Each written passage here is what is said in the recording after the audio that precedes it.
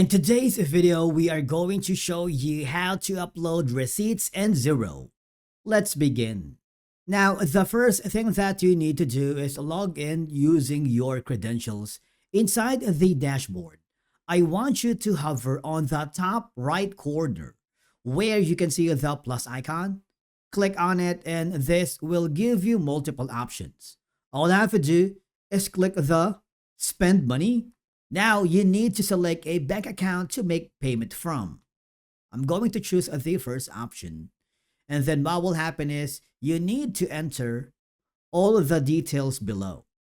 You can choose the spend as direct payment, prepayment, or overpayment. So in my case, I am choosing this.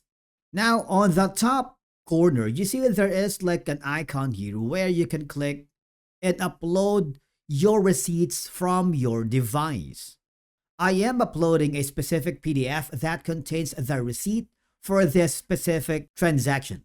Now all I have to do is super simple, click the save button, and there you have it. Basically, that's it for today's video on how you can upload receipts in Xero quickly and easily.